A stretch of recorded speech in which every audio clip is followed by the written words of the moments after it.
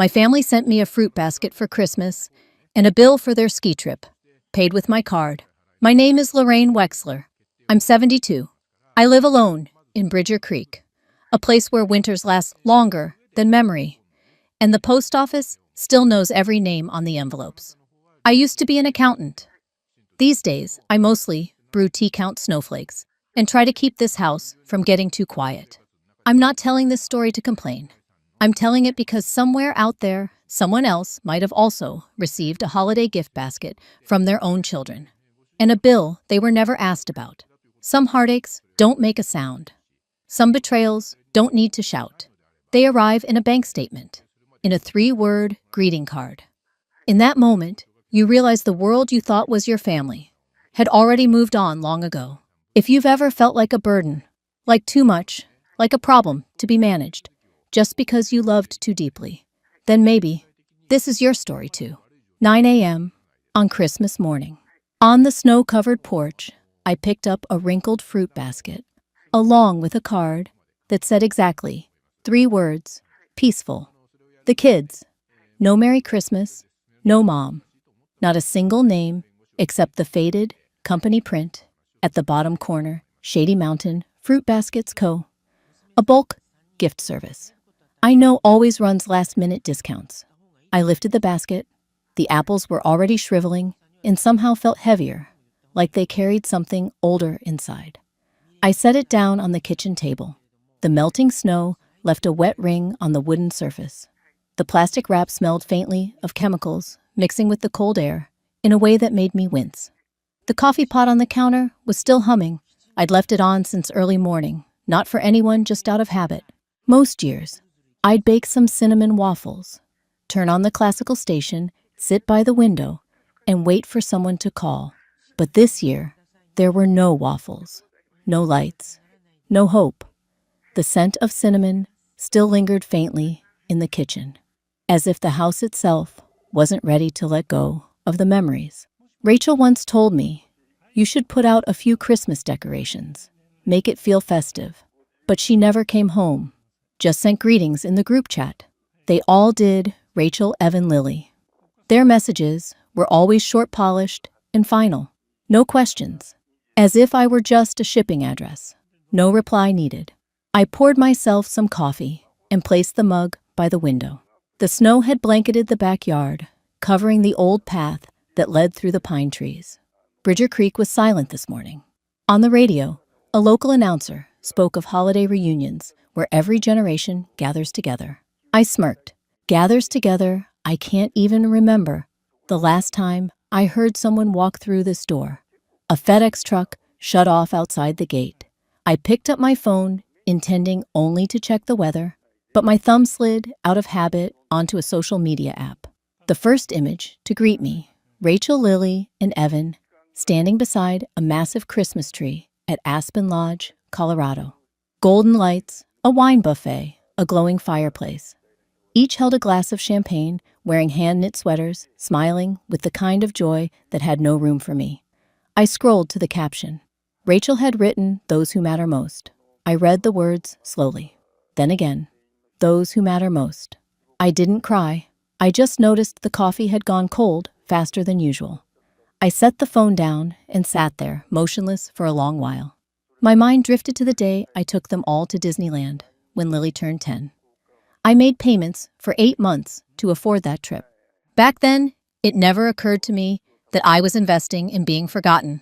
A soft buzz, a text notification, Chase notification. You've just made a purchase, $17,560. Aspen Lodge Resort, deck 2327. Card ending in 1470. I stared at the number. My heartbeat slowed. 1470, my card. The one I use for groceries. I remembered exactly where I'd left it, in the little drawer beneath my budgeting notebook. And I remembered, just as clearly, the last time Evan had asked Mom, "Do you still remember your PIN, just in case?" I set down my coffee cup. No shaking, no panic, just this quiet chill that sank deeper into my palms. The kitchen felt strangely wide, as if the silence wasn't just filling the space, but settling quietly over me too. I walked to the drawer, opened it, The card was still there, tucked along the notebook's edge, next to a stub of pencil I'd kept for no good reason. I picked it up, flipped it over. The magnetic strip was worn from years of gas station swipes. I couldn't recall ever giving anyone permission to use it. But then again, it wasn't permission, was it? It was not saying no when Evan asked to help pay something real quick. It was giving Rachel the PIN because she'd forgotten her wallet. It was Lily texting me a photo of a receipt with "used your card. I'll pay you back." No one ever did, and I never asked. I sat back down at the wooden kitchen chair, card still in hand. The old clock on the wall ticked slowly, the second hand aging right along with the house. Light streamed through the window, casting a long stripe across the floor where Lily's toy car used to roll around during the holidays. We used to make gingerbread houses together. I'd place the candies just so. Rachel always added too much powdered sugar. Evan would put on old jazz records. And Walter, my husband, would sit nearby, pretending to read, but smiling whenever he looked up. I used to think those moments would last. I turned the radio back on. "I'll be home for Christmas" began to play. But this time, the line, "if only in my dreams," felt like it was written for me. I didn't need anyone to come home. I just needed to be remembered. But clearly, in their photos and in their receipts, I wasn't there. I was just the authorized card holder. Lorraine Wexler. I slipped the card into my coat pocket, turned to look at the fruit basket, still sitting there, a strange little witness to my existence. Enough to be acknowledged, not enough to be truly invited. No phone call, no permission asked, no knock at the door. But they had my account information, and they used it like it was theirs. I pulled on Walter's old sweater, the one he wore our last Christmas together. It still smelled faintly of smoke and cheap soap. I wrapped a gray scarf around my neck. Outside, the snow was still falling light, but steady. I opened the door. The wind rushed in, as if it had been waiting all morning. FedEx footprints were still fresh on the steps. I stepped outside. The snow reached my ankles icy cold, but I didn't stop. I didn't have anywhere in particular to go, but I knew if I stayed, if I kept playing the quiet, waiting mother, nothing would change. I needed to breathe real air, not the kind that smelled like bruised apples. The kind where you could actually hear the wind. I stepped off the porch. The wind whistled through the trees. There was a strange sound, like something trying to speak, but never quite heard.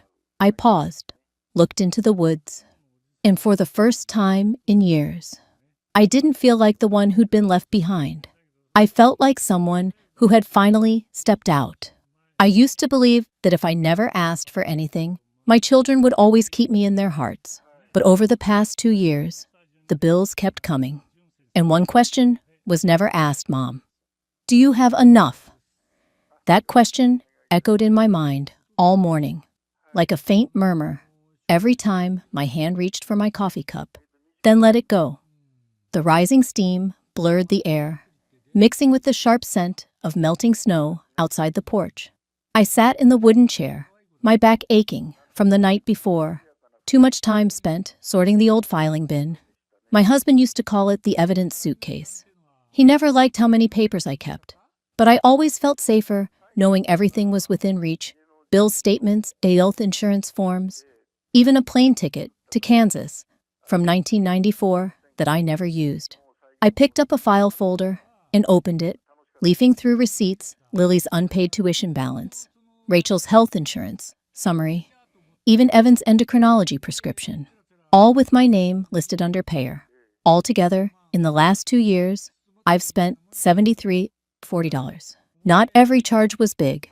Most were a few $100s, but the way they piled up like endless, silent requests made me feel colder than the wind outside. I pulled out another paper, a half-written letter, the handwriting wobbly from a late night I can't quite recall. The first line said, "I think I'll be okay if I just keep the peace and don't bother anyone." I'd meant to send it to Walter, just to feel like I was still talking to him. But I never sealed the envelope. It stayed buried in the files, like a part of me that had dimmed, but never found a place to rest.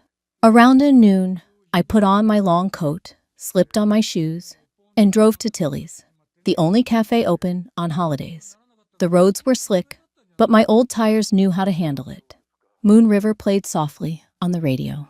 Outside, everything was blanketed in white. A pine tree leaned over someone's porch, its star tilted to the side. Tilly's was quiet. Bob sat at his usual back table, cowboy hat still on always. Doris waved when I walked in.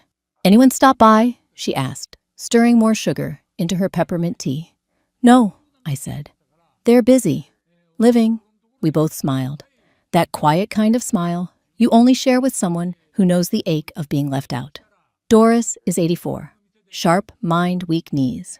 I still help her fill out benefits forms, fix errors in her pension papers. She says, for folks our age to even know how to log in to government sites, that's pretty damn impressive. I ordered pancakes and black coffee. Sat by the window. The snow was falling slowly, like ash. Bob retold the story of the winter. The freeway froze, and the town ate nothing but potatoes for 3 days. I listened, halfway. My thoughts still stuck on the number 73,000. After the meal, I drove home. The wind picked up. The sun was out, but it brought no warmth. I stepped inside, hung up my coat, took off my shoes, and walked to the desk by the window. My old laptop takes 2 tries to turn on. I opened the browser and logged into the bank. They still use the same interface. I knew every tab, every click. 3 names appeared on the screen. Evan Wexler. Authorized user, Rachel Pierce. Authorized user, Lily Wexler. Authorized user. I stared at those words, not with rage, not even sorrow, just that hollow familiarity, like opening an old room and realizing someone else had cleared out your belongings long ago. I moved the cursor slowly from one name to the next. Evan, Rachel, Lily. Each one brought back a time when I told myself they're just borrowing. When Evan lost his job after his startup failed, I gave him my card to help him save face in front of his family. When Rachel got divorced, I covered her insurance so she could focus on her mental health. When Lily dropped out of school, I paid for yoga classes and a short-term rental so she'd have space to find herself. None of them paid me back, and none of them ever asked if I had enough. I opened the drawer and pulled out an old tin box where I kept what no one else needed but me: statements, letters, receipts. Inside was a notebook where I'd listed every expense I'd ever paid for my children. The final page showed the total $73,040. I didn't keep it to hold a grudge. I kept it to remember how many times I'd put others before myself. I placed my hand on the mouse. A small box appeared next to Evan's name. Remove authorized user. The pointer hovered. My hand didn't tremble, just felt heavy. My eyes stopped at the word authorized, given permission, and who gave that permission? I did. So if things had drifted far beyond what I intended, then taking it back was also mine to do. I clicked. A confirmation appeared. Are you sure you want to remove this family member's access? I read the words slowly, like reading a farewell you've written but never sent. And I clicked yes. Evan's name vanished. Then Rachel's. Then Lily's. Each click felt small, but left a deep space inside me. Not because I regretted it, but because I never thought I'd do it. Never thought I'd sever anything tied to my children. But when trust becomes a weight, letting go isn't giving up. It's a way of coming back to yourself. I closed the laptop, poured myself a glass of water. No tea, no sugar. I needed something clear. No sweetness pretending to be comfort. The fruit basket from Christmas still sat on the table, 2 apples shriveled to their cores, the cellophane peeling off at the corners. I picked it up, opened the trash, and dropped it in. The first time I ever threw out a gift from my children, without guilt. Outside, dusk had settled. The snow reflected faint yellow light from the neighbors' homes. Doris was probably watching an old black and white movie. Bob might still be telling stories at Tilly's. In me, I felt something lift off my chest like a layer of ice finally cracking. I stood up, reached for my coat, opened the door. The cold wind rushed in, and this time I didn't turn away. My footprints from that morning were still etched in the snow. I stepped onto the porch, didn't look back, and for the first time in years, I told myself I have the right to say, that's enough. The bank didn't ask why, but Toby, the young man behind the counter, looked at me like I just lost someone. I'd arrived early, before the frost had cleared from the windshield. The bank had just opened. The artificial tree in the corner still hung with a few loose silver baubles. No one had taken it down, as if the town wasn't ready to leave the holidays behind. "Can I help you with something?" Toby smiled softly, stretching across the desk to reach a pen. I pulled from my wallet my ID, a printed statement, and a request to revoke access for 3 names: Evan Wexler, Rachel Pierce, Lily Wexler. I laid them out carefully on the glass counter. Toby glanced over the papers. His eyes weren't curious, but something in them dimmed. Not pity, more like he was looking at someone who had just closed the door on a home they'd lived in forever. "Let me verify these for you," he said, typing quietly. "I'll need your signature next to each one." I signed. My hand didn't tremble, but my eyes lingered on every name like reading the faded pages of a long-kept ledger. Evan, the little boy I once brought to the old branch in 1992, gray button-up, clutching his first savings book. Rachel, the stubborn girl who once wrote me a handwritten letter asking for tuition while I was recovering in the hospital. Lily, born premature that August, whose tiny hand I held through 3 winters straight. When I finished signing, I slid the papers back. Toby nodded, paused for a moment, then asked, "Would you like to take the Christmas tree? We're about to toss it, but it's still good." I smiled. "No, leave it where it is." Just like that, from the bank, I drove to a small law office near the town hall.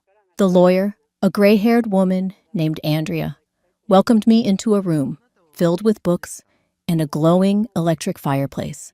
I didn't need to explain much. Andrea listened, the way people do when they've heard too many stories like mine.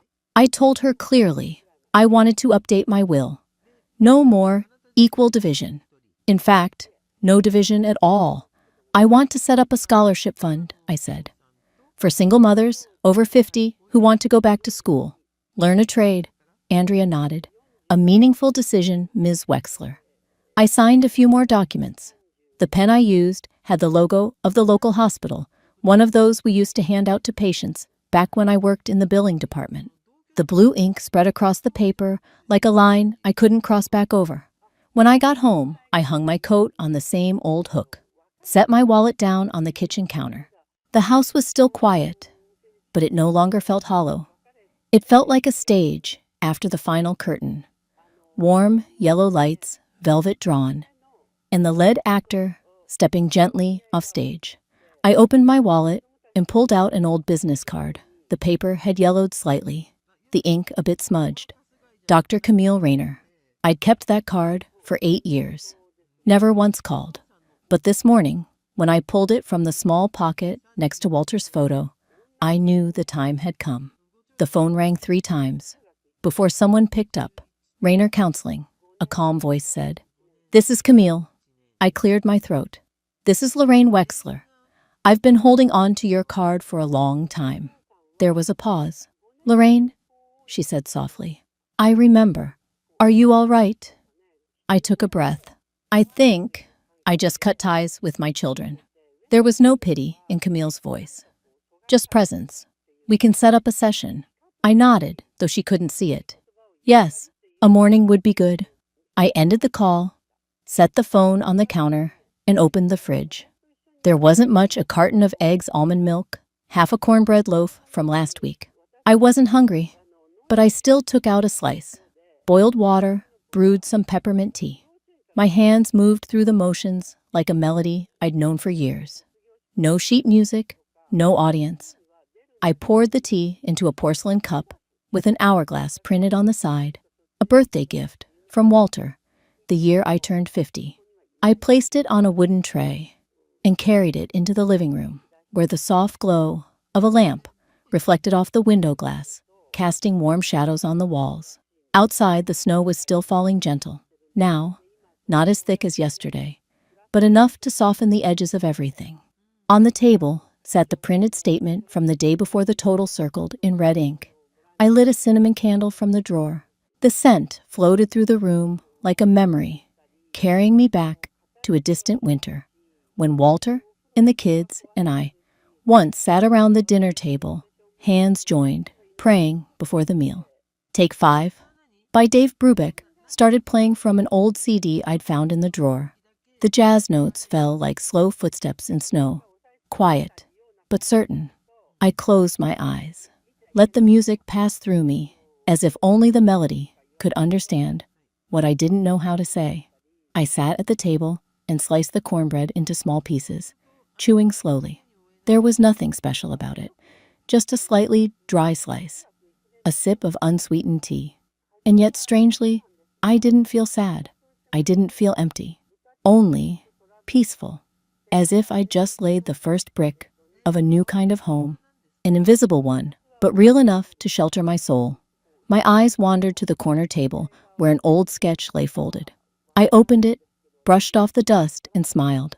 It was a drawing of a lakeside cabin, the one Walter and I once dreamed of building after retirement. Wooden walls, a wide porch, a fireplace, windows looking out onto the water. I used to think of it as a dream that had missed its chance. But now something in me whispered, it's not too late. I still have strength. I still have hands. I still have freedom. The phone buzzed, cutting through the quiet. I looked toward the landline, its red light blinking 3 times. Evan called. A minute later, Rachel. Then Lily. Each name lit up like a hand reaching out from the dark, but I no longer felt the need to grab hold. I didn't answer, didn't play the messages, didn't save the calls. I simply closed my eyes, leaned my head gently against the back of the chair, and whispered to no one but myself, this is the first meal I've eaten without feeling like I owe anyone anything. Those calls didn't need a reply, but 3 days later, Evan showed up. No knock, no warning, as if he'd just woken from a dream, and I had long since walked away from it. I didn't close the door. I just closed my wallet. I said it calmly, hands wrapped around my ginger, tea eyes fixed on Evan, standing in my living room like a spring storm that came out of season. The boy, no, the 46-year-old man I once held in my arms, slammed his hand against the pine wood table, hard enough to make the candle dish tremble. His cheeks were red with anger, but his eyes were afraid. He'd never been denied, at least not by me. I can't believe you did this, Evan said, gritting every word. My clinic payment got declined. I'm getting my thyroid checked. Do you even understand that? I nodded slightly. I do, but that card now has one name on it, mine, and I'm not allowing anyone else to use it. Evan scoffed. You think this is fair? I didn't answer. Instead, I reached for another slice of dried ginger and dropped it into my tea. The steam rose, sharp, but soothing. The phone buzzed on the table. Rachel was calling video this time. I didn't answer. I let Evan see her face on the screen himself. Mom, what's going on? Rachel asked, lips tight, her camera shaking like she was walking down a restaurant hallway. Evan says, you cut all the cards, stopped the payments. Are you okay? I stayed steady. I'm doing very well. Thank you for asking. Why are you doing this? Rachel's voice rose into pleading. You know I've been stressed. The doctor said I need less pressure. You think this helps? Lily's voice cut in from behind Rachel. Don't you see the family's falling apart? I looked at them and realized the most painful thing wasn't their anger. It was that they thought it made sense. I didn't feel angry, just tired and hollow. I set down my tea, reached for my spare phone, dialed a number I'd saved for over a decade, one I had never called until now. 3 rings. Camille's voice answered steady and unhurried, just like before. Hello, Lorraine? I just said no, I told her. To all 3 of them. No yelling, no tears, just no. Good, she said softly. What do you see now? I looked up. Evan was pacing the room like he was searching for one last argument. Rachel was slipping off screen. Lily had her head buried in her sister's shoulder. I see that they've never actually asked me what I need, I replied. Even when I say no, they still think I'm testing them. Camille breathed in, gently.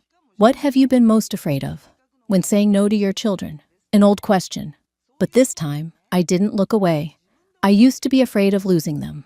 But I'm starting to understand if the only thing keeping them close is money. In my silence then, what I've lost hasn't been family for a long time. Camille said only one thing. Your breath is the one thing they can't take from you. I nodded. The call ended. Evan stepped closer, quiet now, for the first time. We'll have a family meeting. Saturday, 4 p.m., Rachel's place. You should come. I didn't ask who came up with it. No one asked if I wanted to. I walked him to the door without putting on a coat. Not out of defiance, but because I no longer felt the need to stay warm for something that's been cold far too long. He didn't look back. The truck growled through the fresh snow tires, skidding once, before disappearing past the bend lined with pine trees. No goodbye. No. Take care, Mom. Still, I stood at the threshold for another minute, as if confirming quietly that for the first time in my life, I wasn't chasing after someone to mend the distance.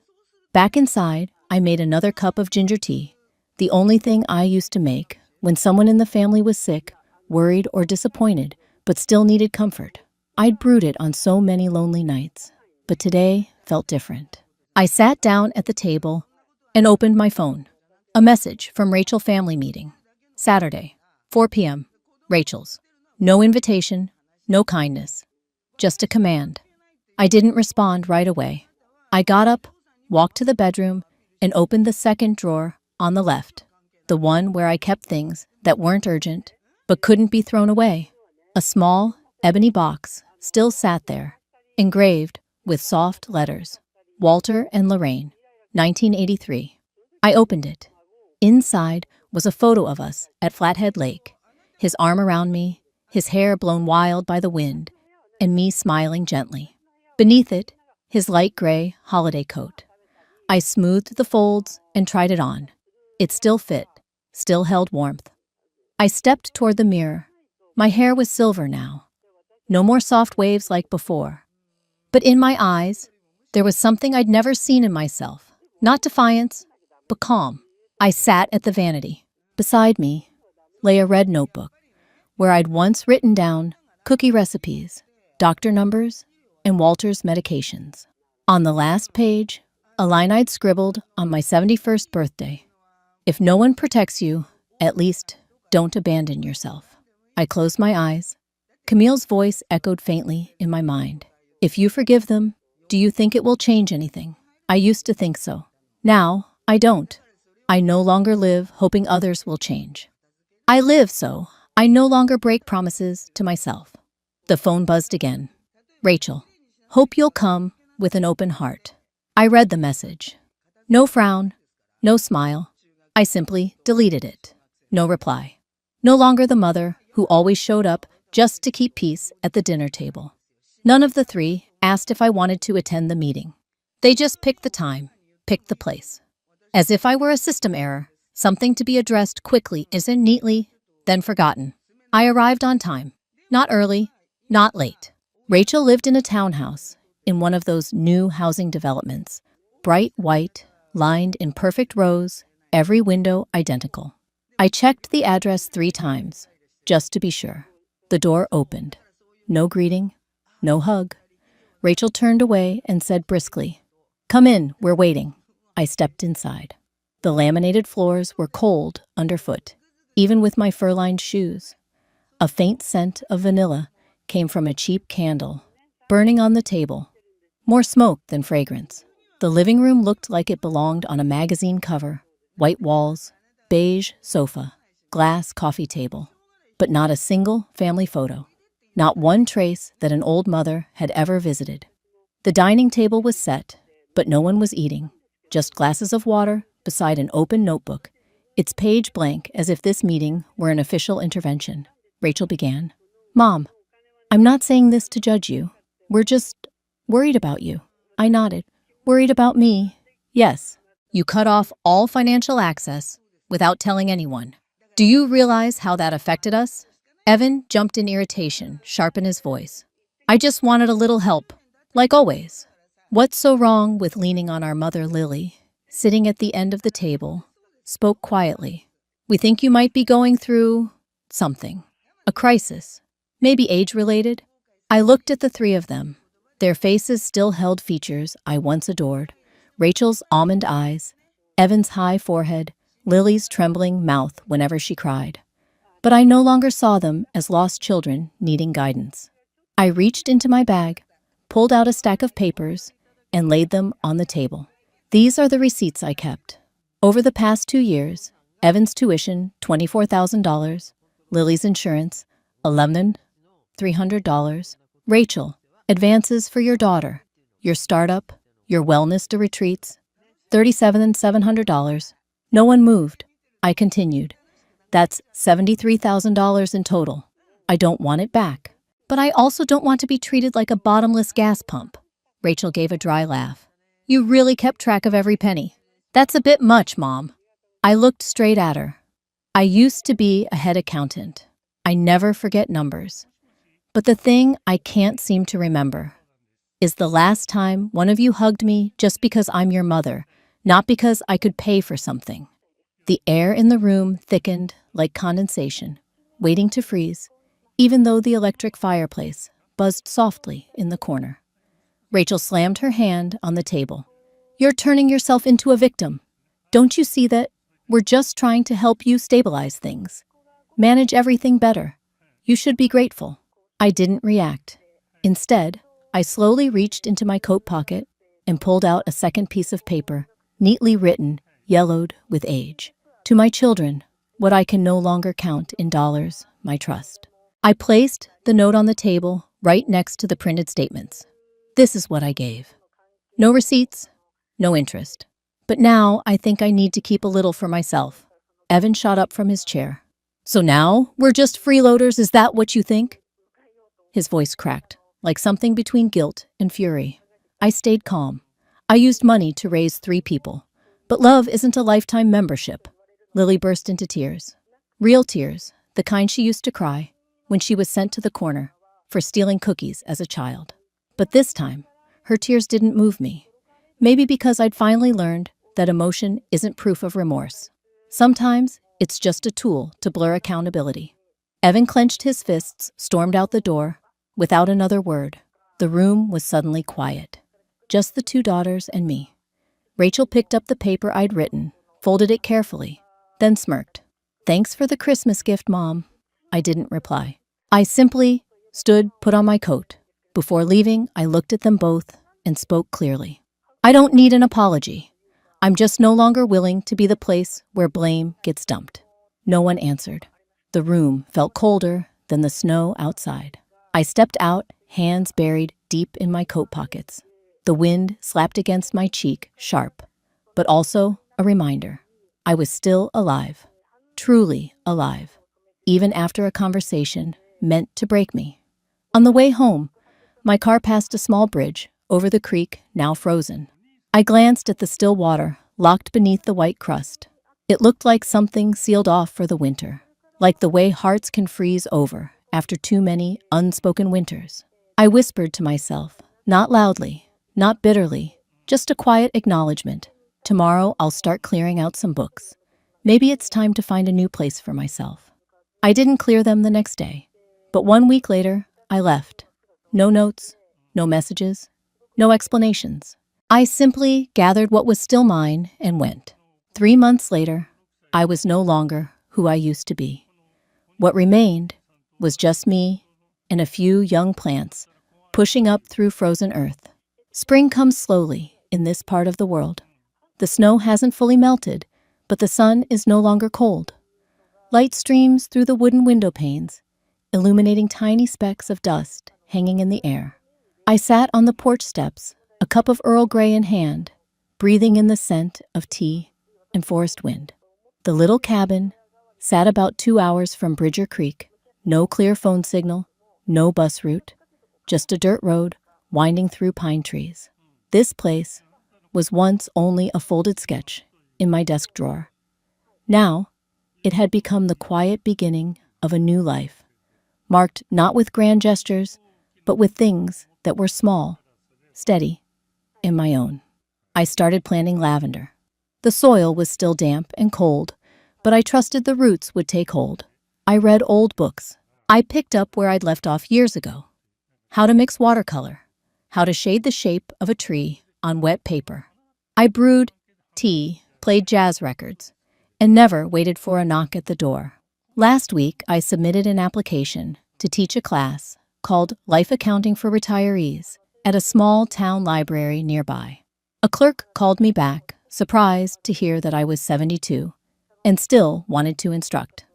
I simply said I have no desire to die with unused parts of myself. No further explanation was needed. This morning, while trimming weeds along the path, I saw a cloud of dust rising on the road. The car stopped. Evan stepped out, shirt-wrinkled hands in pockets, his gait uncertain, like a boy walking into his first day of school.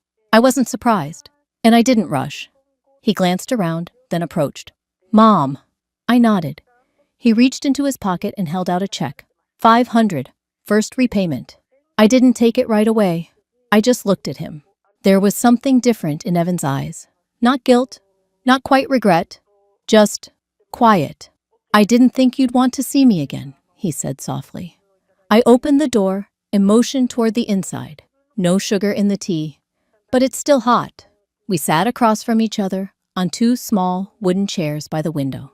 The Earl Grey filled the room with its soft fragrance, mingling with the wind threading through the trees beyond. Neither of us spoke. We didn't have to. Evan looked around the cabin, his eyes landing on the bookshelf, the unfinished painting, the waiting pots of soil, still hoping for real sunlight. Then his gaze stopped at the photo of his father on the table. The frame was old, the glass slightly fogged, but still intact, still warm, with Frank's quiet smile. "We still talk about you, you know," Evan said, voice low and hoarse. I didn't reply. That wasn't a sentence meant to be answered. He took a sip of tea, then set the cup down, his hands laced tightly in his lap still. I knew that posture, the discomfort of a man learning how to carry his own weight. "Could I come back?" he asked. I looked out the window. The sun was cutting through the last layer of snow, spilling across the plot of earth I'd sown that very morning. The light of early spring, faint, stubborn, and unshakable, much like me now. "If you come back," I said gently, "as a grown man, not expecting me to be your wallet, then the door stays open." He nodded. No protest, no excuses. Just sat there like a boy who'd finally learned what it means to take responsibility. As the sun began to lean toward the pines, Evan stood. "I won't bother you." I walked him to the door. No hug, no promises. Just two people who had stepped out of a loop that had no name and accepted that not every wound needs an apology to begin healing. After his car disappeared behind the trees, I returned to the table and opened my old brown notebook to the very last page. I wrote, "I don't need them to make it right, because I have made myself whole." As I set the pen down, a bird called from somewhere in the distance, a soft, certain sound that meant spring had truly begun. I stepped out onto the porch, tea now lukewarm in my hand. The breeze lifted the hem of my old sweater. Sunlight pierced the pale clouds, filtering through the last of the snow, falling onto the patch of earth just outside the front door, where the first green shoots had started to break through. And I stood there, still and quiet, like the final thread, pulled gently from a skein of old yarn, not frayed, not broken, just finished in its own natural way. Maybe none of my 3 children ever realized the mother who once stretched every dollar to care for them quietly disappeared that winter. What remained was a woman who had learned to step out of silence and give herself back in a life that didn't feel borrowed. I used to believe that sacrifice was love, but now I understand, if you don't know how to value yourself, there will come a day when even those you gave everything to will see you as a burden. Like the old blanket that once kept the whole family warm through endless winters, only to be tossed aside when no one felt cold anymore. Forgotten, though, it had been leaned on more times than they could count. If this story touches your heart, take a moment to think of the one who once put you ahead of themselves. And if there's still time, let them know they are not invisible.